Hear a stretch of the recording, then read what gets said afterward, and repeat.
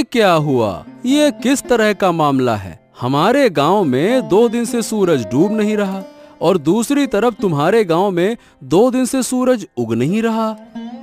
और नहीं तो क्या, अरे तुमको क्या बताऊं, मेरी माँ को है रतौंधी, वो रात में देख नहीं सकती। अब यहाँ 2 दिन से मेरी हालत इतनी खराब हो गई है कि मैं क्या ही बताऊं। माँ घर के कोई काम कर नहीं पा रही क्योंकि रात है और रात में माँ को दिखता नहीं है। वही तो, लेकिन सवाल यह है कि ये हुआ कैसे, ये बताओ। मतलब ऐसा किसने किया? ऐसी घटना तो भैया मैंने पहले कभी ना देखी। कभी ऐसा होता हुआ सुना है क्या? बताओ। हमारे गांव में दिन और तुम्हारे गांव में रात हैं। वही तो, मुझे तो लगता है कि मैं तुम्हारे गांव आ जाऊं। 2 दिन से सूरज की किरण नहीं देख पाया। ऐसा लगता है कि अंधेरे का साम्राज्य आ गया है।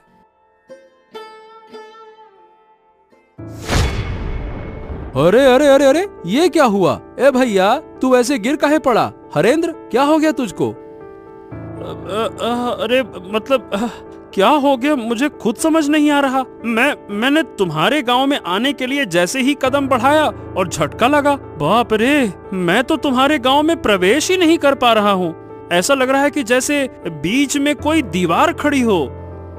क्या बात कर रहा है? तो क्या हम एक गांव के लोग दूसरे गांव में नहीं जा सकते क्या? वही तो भैया, लग तो ऐसा ही रहा है। लगता है कि इन दोनों गांव के बीच में कोई अदृश्य कांच की दीवार खड़ी हो गई है। अरे अब क्या करूं, मुझे तो समझ नहीं आ रहा। चल, फिलहाल के लिए तू घर जा, अब देखते हैं क्या किया जा सकता है। कोई उपाय मिल जाए तो मुझे भी बता देना। दोनों गांव में अचानक अजीब घटना हुई। एक गांव में लगातार 2 दिन तक दिन और दूसरे गांव में लगातार 2 दिन तक रात। ऐसी समस्या पहले कभी नहीं देखी गई थी। ओ माँ, माँ अब अच्छा नहीं लग रहा। रात क्यों नहीं हो रही है? इतना लंबा दिन मैंने कभी नहीं देखा। मैं सो भी नहीं पा रहा हूँ, मुझे नींद भी नहीं आ रही। सो नहीं पा रहे हो? क्या हुआ? जाकर सो जाओ। सोने में क्या परेशानी है? मैं क्या सो नहीं रही? वाह, रात के बिना सोने का क्या मजा होता है। रात के बिना सोने से लगता है कि जैसे दिन में सो रहा हूँ। इतना उजाला सहन नहीं हो रहा। ऐसा क्यों हो रहा है माँ? क्यों माँ? क्या पता किसकी नजर पड़ गई हमारे गांव पर। शायद कोई शाप लग गया है। सुना है हमारे पास वाले गांव में तो 2 दिन से रात हो रही है। 2 दिन से रात हो रही है और रात हो ही नहीं रही है। ये तो बहुत बेकार है। मैं दिन में यहाँ रहूंगा और रात को जाकर उस गांव में सो जाऊंगा। मुझे नहीं रहना दिन में। हाँ, ये हुआ। तुम कैसे सोओगे वो मुझे नहीं पता। 2 गांव के बीच एक अदृश्य दीवार बनी हुई है। वो दीवार पार करके इस गांव के लोग दूसरे गांव में या दूसरे गांव के लोग हमारे गांव में नहीं जा पा रहे। तो क्या होगा माँ? क्या हमारे गांव में कभी रात नहीं आएगी? हमारा गांव ऐसा क्यों हो गया? अगर रात नहीं होगी तो सूरज की गर्मी में हमारा पूरा गांव जलकर खाक हो जाएगा माँ। क्या पता बेटा, हमारे भाग्य में क्या है, लेकिन ऊपर वाला जो करेगा वो हमारे भले के लिए ही करेगा। हाँ, मुझे ये सब कुछ अच्छा नहीं लग रहा माँ। मैं सो नहीं पा रहा हूँ। मेरा सर दुख रहा है। 2 दिन से मेरा सर घूम रहा है। शरीर भी लगता है कि जैसे बीमार हो गया है। मैं क्या करूँ माँ? ओहो, तुम यहाँ से जाओ और अब परेशान मत करो। वैसे भी मैं खुद तकलीफ से जूझ रही हूँ। दूसरी तरफ तुम मुझे बार बार परेशान कर रहे हो।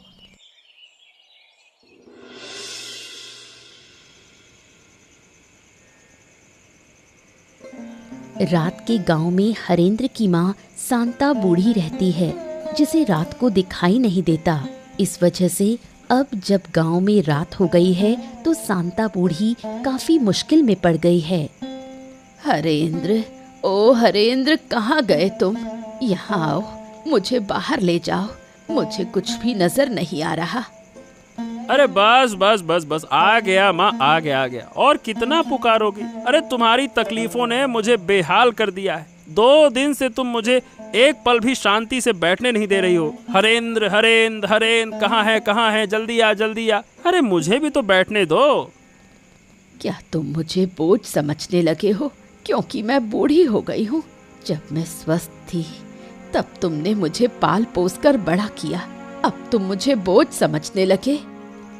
हो, यही तो तुम्हारा तरीका है। दिन रात बस एक ही बात बोलती रहती हो, बोझ हो गई हूँ, बोझ हो गई हूँ। अरे तुम देख नहीं सकती हो तो चुपचाप बैठो तो सही। तुमको बैठना है नहीं, इधर उधर भटकना है। हाँ, अब ये बताओ तुम्हें बाहर जाने की क्या जरूरत है? देखो तो सही, पूरा गांव किसी न किसी समस्या में घिरा हुआ है और तुमको बाहर जाना है।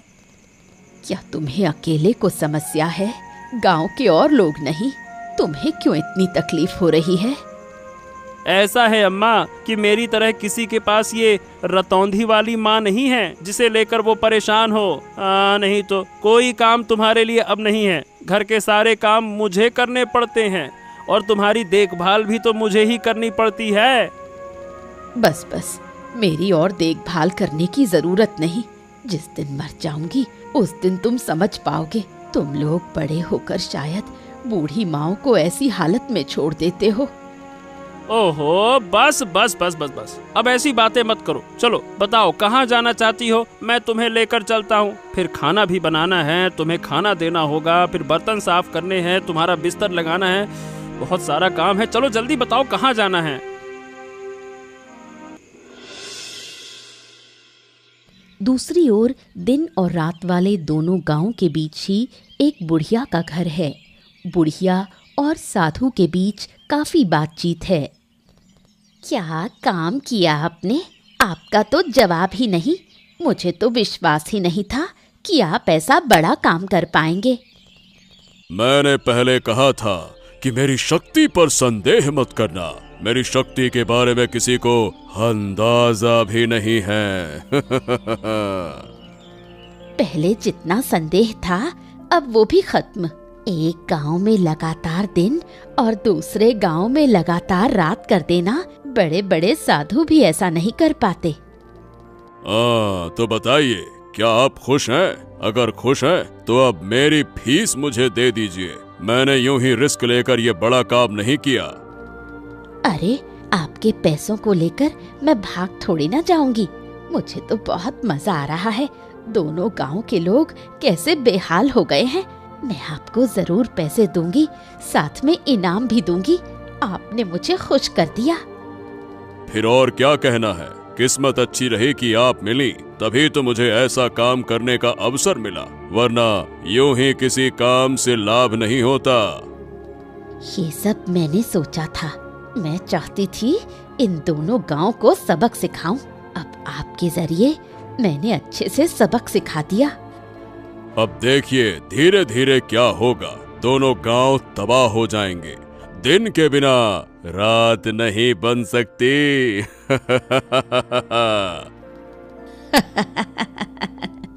मैं भी यही चाहती थी।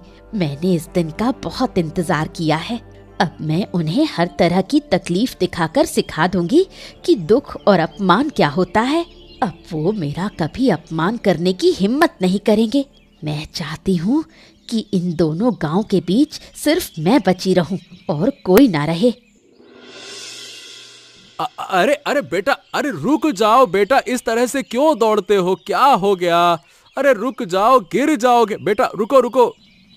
पिताजी पिताजी, पिताजी पिताजी, मुझे एक बड़ी बात पता चल गई है। मैंने दिन और रात की असली वजह जान ली है। पिताजी पिताजी पिताजी, अब आप कुछ उपाय निकालो, वरना दोनों गांव वाले मर सकते हैं। अरे बेटा शांत हो जा। हाँ, अब ये बता क्या हुआ, कैसे जाना तुमने, बता मुझे। पिताजी पिताजी, हमारे दोनों गांव के बीच में उस बुढ़िया का घर है ना, वही बुढ़िया जो गांव वालों से बात भी नहीं करती, ये सब कुछ वही करवा रही है। क्या? ये क्या कह रहे हो तुम? क्या सच में ऐसा है? पर ये बताओ तुम्हें कैसे पता चला कि वो करवा रही है? अब मैं सच कह रहा हूँ पिताजी। मैं थोड़ा क्या है कि बाहर गया था तो बुढ़िया के घर से ना हंसी ठहाके की आवाजें आ रही थी। मैं चुपके से गया, मैंने सब कुछ सुना और देखा कि बुढ़िया ना एक साधु के साथ में योजना बना रही थी। पिताजी, जो करना है अब जल्दी कीजिए। मुझे लगता है कि वो साधु ना बड़ा शक्तिशाली है। ओ, अब जब सब कुछ खुल ही गया है तो उस बुढ़िया को छोड़ना नहीं चाहिए। वो जिद करके हमारे विनाश की कोशिश कर रही है ना। वही तो, पर ये समझ में नहीं आ रहा पिताजी कि वो ऐसा कर क्यों रही है। मतलब वो हमसे गुस्सा है क्या? और गांव वाले उससे बात क्यों नहीं करते? हाँ, ये सब बातें जानने के लिए अभी तुम बहुत छोटे हो बेटा। चलो मैं जाता हूँ, हरेंद्र से बात करूंगा, फिर हम दोनों मिलकर बुढ़िया के घर जाएंगे और समझाएंगे। नहीं तो इसके अलावा तो कोई और उपाय नहीं दिखता। वही तो पिताजी, जल्दी कीजिए। मुझे उस साधु पर भरोसा नहीं है। बहुत ही बेकार हंसी हंसता है वो पैसे लेकर चला गया और यकीन है कि वो वापस आएगा।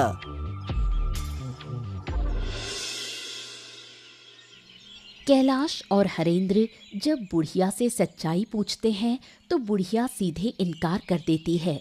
वो किसी भी तरह ये मानने को तैयार नहीं कि उसका इसमें किसी भी तरह का रोल है। ओ सुनो बुढ़िया, हमने तुम्हारे साथ कुछ नहीं किया और जिन लोगों ने ये किया अब वो जिंदा नहीं है। फिर भी तुम हमसे क्यों नाराज हो, मुझे समझ में नहीं आता।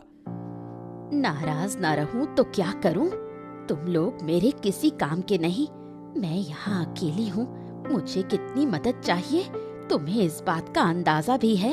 मेरे साथ दो शब्द बोलने वाला भी कोई नहीं। ऐसा है कि लोग तुमसे बात इसलिए नहीं करते क्योंकि तुम गुस्सैल हो, तुम्हें गुस्सा बहुत आता है। गांव वाले तुमसे डरते हैं, इसीलिए कोई तुम्हारे पास नहीं आता। पर इसका मतलब ये नहीं है कि तुम हमारे गांव को नुकसान पहुंचाओ। तुमने किया या नहीं किया इसका राज खुल चुका है, हम सब जान चुके हैं, इसीलिए इनकार मत करो। तुम लोग मेरा बार बार अपमान करते हो, मुझे बदनाम करते हो। इसका अंजाम अच्छा नहीं होगा। मैंने एक बार सब बर्दाश्त कर लिया। अगर ये सब मेरे साथ दोबारा हुआ तो ऐसा मत सोचना कि मैं तुम लोगों पर रहम कर लूंगी। अरे बुढ़िया, तुम बेकार में गुस्सा कर रही हो। हम तर्क करने नहीं आए हैं, हम शांति पूर्वक प्रेम पूर्वक बातें करने आए हैं। देखो, एक बार गांव की हालत तो देखो। एक गांव में सूरज उग नहीं रहा और दूसरे गांव में सूरज डूब नहीं रहा। ऐसे हालात पहले कभी किसी ने देखे हैं क्या? बताओ। अचरज की बात क्या है? तुम बार बार वही बातें क्यों कर रहे हो? क्या हुआ नहीं हुआ मैं वो देख ही रही हूँ। मैं इससे जुड़ी हुई हूँ। तुम लोग यहाँ से चले जाओ, मुझे अकेला छोड़ दो। तुम अकेली क्यों रहोगी? अरे भाई, लोगों का डरना इसलिए है तुमसे क्योंकि वो तुम्हें जानते नहीं हैं। पर इसका मतलब ये तो नहीं ना कि हम तुम्हारे शत्रु हो गए, हम तुमसे अलग हो गए। मैं अब और कुछ नहीं सुनना चाहती। अगर तुम जाओगे नहीं तो ये डंडा देखा है, इसी से तुम्हें पीट पीट कर लाल कर दूंगी।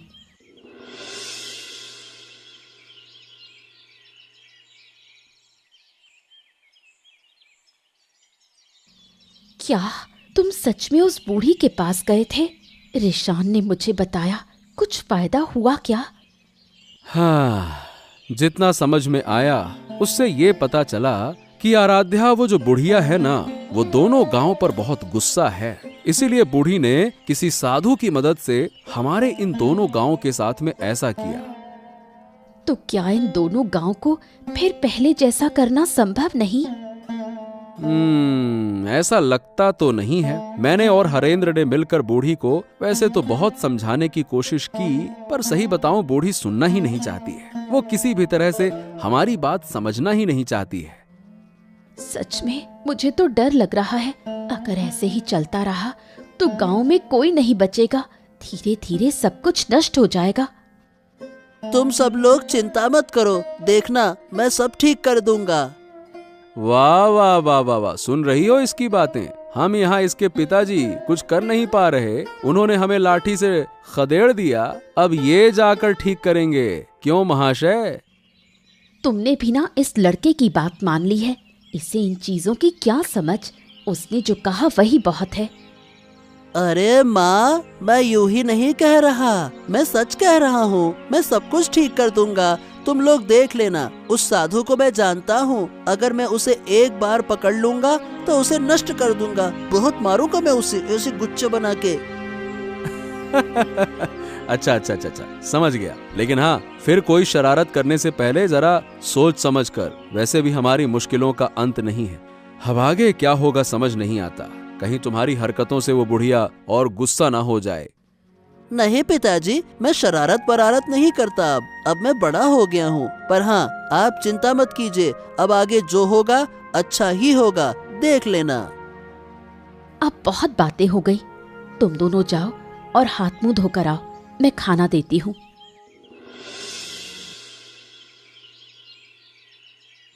अरे साधु बाबा, आइए आइए बैठिए। मैं तो आपका ही इंतजार कर रही थी।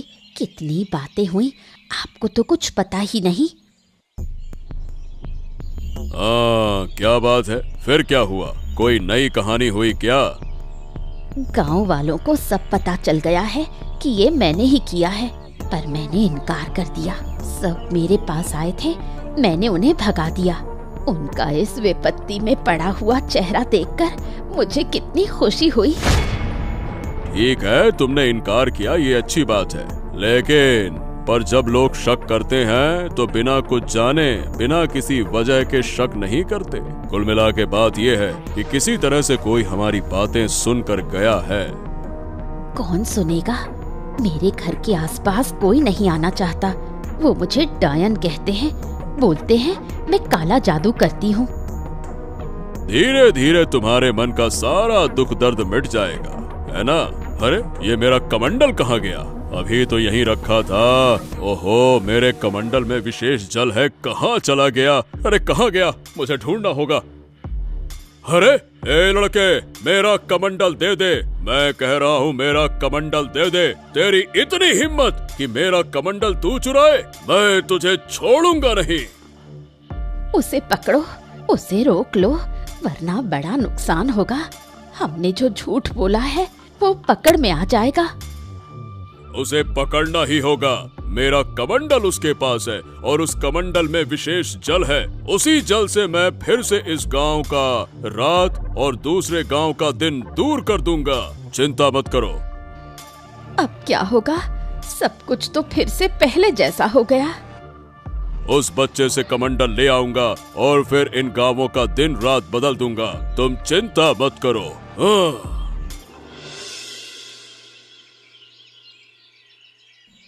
ए लड़के, तेरी इतनी हिम्मत कि तूने मेरा कमंडल छुआ, मैं तुझे श्राप दे सकता हूँ। क्या तू जानता है? मुझे किसी चीज का डर नहीं है। मैंने इन दोनों गांवों को फिर से पहले जैसा कर दिया है। इन दोनों गांवों की दुख चिंता दूर कर दी है मैंने। अरे मूर्ख बच्चे, तू इतना छोटा सा लड़का, पिद्दी सा, तू क्या समस्या दूर कर पाएगा? चल ला, मेरा कमंडल मुझे दे दे। उस कमंडल के पानी से मैं फिर से इस गांव की रात और दूसरे गांव का दिन, ये जो समस्या है इसे दूर कर दूंगा। ला।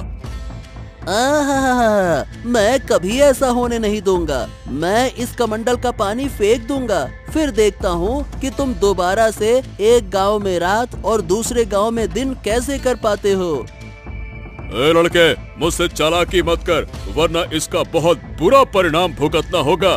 बच्चे, बिल्कुल बच्चे जैसे रह, ज्यादा बड़ेपन का ढोंग मत कर, समझा? फिर आप लोग इन दोनों गांवों को इतना नुकसान क्यों पहुंचा रहे हो? आप एक साधु बाबा हो, आप एक साधु महाराज हो, आपको तो गांव वालों की मदद करनी चाहिए ना? बेशक मैं मदद कर रहा हूँ। मैं बूढ़ी की मदद कर रहा हूँ, उसके दुख तकलीफ दूर कर रहा हूँ। ये तुम्हारी समस्या नहीं है और तुम्हारी समझ के बाहर की चीज है। चलो अब लाओ, मेरा कमंडल मुझे वापस करो।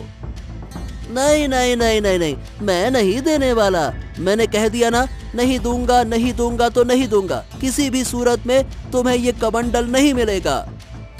ओह, ठीक है, तो अब तू दंड भुगतने के लिए तैयार हो जा, शरारती बच्चे। अरे छोड़ दो मुझे, छोड़ दो, मैं कह रहा हूँ छोड़ दो। अगर मेरे पिता को पता चला तो वो आपको गांव से निकाल देंगे और आप फिर कभी इस गांव में नहीं आ पाएंगे। छोड़ दो मुझे, छोड़ दो। जब पहले मैं तुझे बोल रहा था तो तू तो नौटंकी कर रहा था, अब तू बच कर दिखा। जब अच्छे से बोला था तब तो माना नहीं, तुझे मैं जरूर खत्म कर दूंगा। मेरे साथ शरारत करने आया था ना तू? चल। रिशान को न पाकर कैलाश का परिवार पगला सा हो जाता है। लोग समझते हैं कि इस अनहोनी के पीछे जरूर बुढ़िया का ही हाथ है। बूढ़ी माँ, बूढ़ी माँ, बूढ़ी माँ, हमें बचाओ, हमारी मदद करो बूढ़ी माँ, हम तुमसे हाथ जोड़कर विनती कर रहे हैं बूढ़ी माँ। क्या हुआ? फिर कोई अनहोनी हो गई? मैं किसी की मदद नहीं कर सकती, मैं मदद करने वाली नहीं हूँ। तुम लोग तो मुझे डायन कहते हो, बोलते हो मैं काला जादू करती हूँ। मैं काला जादू करती हूँ, मैं किसी की मदद क्यों करूँ? हमारी मदद करो, दया करो बूढ़ी माँ, दया करो। हमें अपना बेटा नहीं मिल रहा, कहाँ गया हम कुछ नहीं जानते। आप खोज कर बताइए, मुझे पता है कि आप जानती हैं। अब बहुत दुख हुआ ना, पर उस दिन जब मैंने गांव वालों के पास जाकर अपने बच्चे के लिए मदद मांगी थी तो तुम लोग कहाँ थे? तब तुमने मेरी मदद नहीं की। क्यों? मैं गरीब हूँ इसलिए? क्या आप ऐसा क्यों कह रही हैं? मैं सही कह रही हूँ, मेरा बच्चा बीमार था, मैंने सबके पास मदद मांगी, किसी ने मेरी मदद नहीं की, सबने मुझे अपमान करके भगा दिया। आखिर मेरा बच्चा मर गया, क्या मैंने कम दुख पाया? अब वो तो हमें कुछ भी नहीं पता था। आप हमें इतनी बेकार नजरों से क्यों देखती हैं? कृपया करके बताइए ना, मेरा बेटा कहाँ है? मैं अपने बच्चे के बिना नहीं जी पाऊंगा, नहीं जी पाऊंगा। जीऊंगी, जरूर जीऊंगी, तुम लोग सब जियोगे, पर अंदर तक तीव्र पीड़ा के साथ जियोगे, जैसे कि मैं इतने समय से जी रही हूँ, अपने बच्चे की यादों को थामे हुए। अरे कैसी इंसान है आप! एक छोटा बच्चा मेरा नहीं मिल रहा, कोई अनहोनी हो गई तो क्या आप थोड़ी सहानुभूति नहीं दिखा सकती? हर समय दुश्मनी दुश्मनी दुश्मनी, क्यों क्यों? उन बातों की मुझे परवाह नहीं, जो तुम्हारे भाग्य में लिखा है वही होगा। मैं किसी की मदद नहीं कर सकती, बिल्कुल नहीं कर सकती। तुम लोग यहाँ से चले जाओ। दोनों गांव की समस्या खत्म करने के लिए बेचारे रिशान को अपनी जान की आहुति देनी पड़ी। साधु ने रिशान की हत्या कर उसकी लाश 2 गांव के बीच में फेंक दी। ये मेरे साथ क्या अनर्थ हो गया? मेरा बच्चा, मेरा लाल, जरूर ये उन्हीं लोगों का काम है। उठ जा रे बेटे, उठ जा बेटे, मेरे बच्चे। हाय हाय, अब मेरा क्या होगा? मेरा गोद का लाल, मेरा नन्हा सा मानिक चला गया, मुझे छोड़कर चला गया। रिशान, तू मुझे छोड़कर कैसे जा सकता है बेटा? बोल बेटा बोल, अब मैं तुझे कभी नहीं डांटूंगा, कभी नहीं। जो कहेगा वही होगा, बस एक बार बोल तो सही बेटा।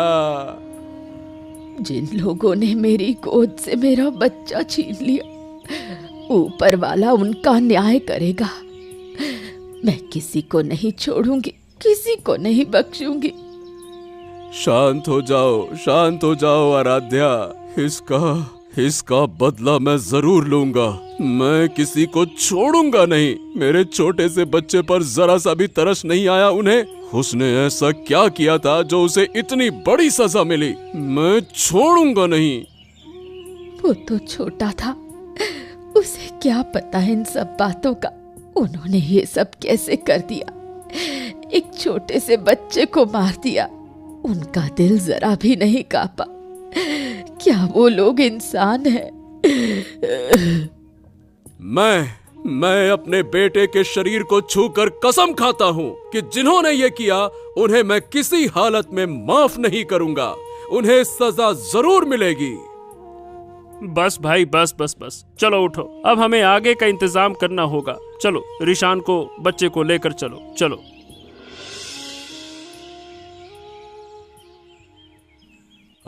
क्या बूढ़ी, अब तो तुम खुश हो ना?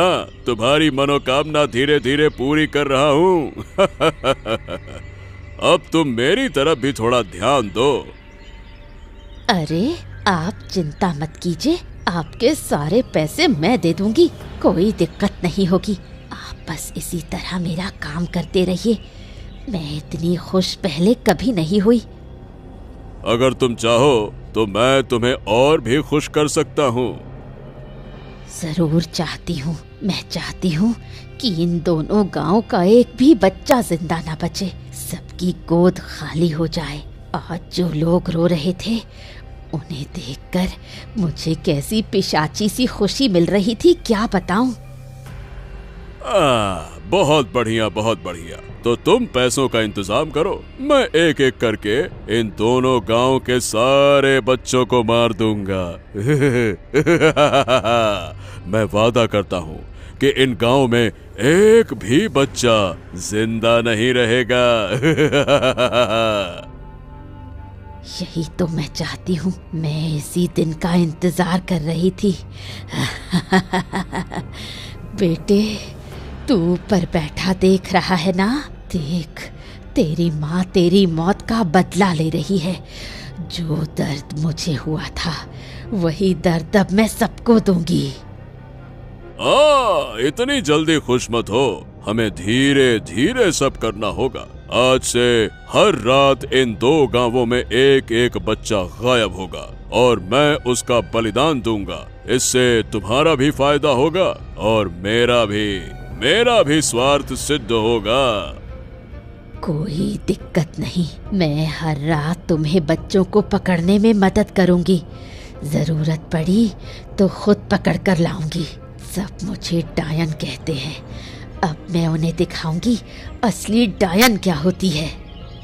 तो फिर ठीक है, मैं बलिदान की पूरी व्यवस्था करता हूँ। हर रात एक बच्चे की हत्या करनी होगी, तभी मैं और शक्तिशाली बनूंगा।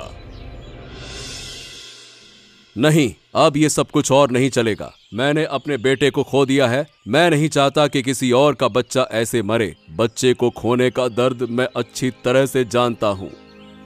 हाँ, लेकिन कैलाश, अब हम करेंगे क्या दादा? वो साधु तो बहुत ताकतवर है, उससे हम लड़ेंगे कैसे? साधु को बाद में देख लेंगे, पहले उस डायन बूढ़ी का कुछ करना होगा। उसका दिमाग खराब हो गया है, बेटे को खोकर पागल हो गई है वो पागल। अच्छा ठीक है, लेकिन हम उसे मार तो नहीं सकते हैं ना? हमने अपने बेटे के शरीर को छूकर कसम खाई है, जिन्होंने ये किया है उन्हें सजा देंगे। उस डायन बूढ़ी से बड़ी सजा और कोई नहीं हो सकती। अच्छा, क्यों नहीं मार सकते? जब उसने मेरे बच्चे को नहीं छोड़ा, जब उसे गांव के सभी बच्चों को मारने का मन हो रहा है, तो मैं भी उस विकृत दिमाग की डायन को मार सकता हूँ। बिल्कुल मार सकता हूँ। खून का बदला खून, बिल्कुल। और मैंने तय कर लिया है, बूढ़ी को मैं जिंदा जला दूंगा। उसके लिए यही सजा सही रहेगी। अगर वो जिंदा रही तो कभी नहीं सुधरने वाली। उसका दिमाग पूरी तरह से खराब हो चुका है। ठीक है, मुझे कोई आपत्ति नहीं है, लेकिन गांव के लोग क्या कहेंगे? एक जिंदा इंसान को जलाकर मार देंगे तो क्या ये ठीक रहेगा? वो इंसान नहीं है भाई, वो इंसान हो ही नहीं सकती। वो एक डायन है, डायन। और डायन को जलाने का आदेश खुद भगवान ने दिया है। अगर तुम मेरे साथ रहना चाहते हो तो रहो, नहीं तो मैं अकेले ये काम करूंगा और आज ही मैं उसके घर में आग लगा दूंगा। नहीं नहीं नहीं नहीं, ऐसी बातें क्यों कर रहे हो? मैं तुम्हारे साथ रहूंगा। ये बूढ़ी हमारे गांव के लिए भी बड़ी मुसीबत बन गई है। अब बस बहुत हो गया, चलो जो फैसला लिया है वही करेंगे, चलो। बूढ़ी के घर में आग लगाने से वो जलकर मर गई। उसके मरने के बाद सब लोगों ने मिलकर साधु को सजा देने का निश्चय किया। साधु, ओ साधु, अरे कहाँ है रे तू? आज तेरे पापों का अंत होगा, निकल बाहर। क्या हो गया? सब लोग मेरे आश्रम में क्यों जुटे हो? क्या तुम्हें मेरी शक्ति का अंदाजा नहीं है क्या? अहंकार पतन की जड़ है, ये बात जानते हैं ना आप? मुझे ये बातें सिखाने मत आओ। मैं साधु हूँ, साधु। मेरी शक्ति असीम है। चाहूं तो मैं अभी तुम सबको समाप्त कर दूंगा।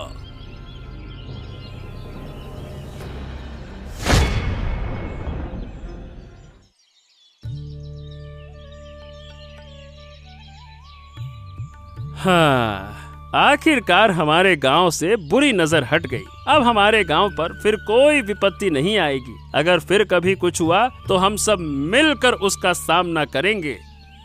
हाँ, गांव तो आखिरकार ठीक हो गया, लेकिन मैंने अपना बेटा खो दिया। मेरा बेटा अपनी जान देकर इस गांव को मुक्ति दिलाकर चला गया। चिंता मत करो कैलाश, जब तक इस गांव के लोग जिएंगे तुम्हारे बेटे को सब याद रखेंगे, सब तुम्हारे बेटे का सम्मान करेंगे।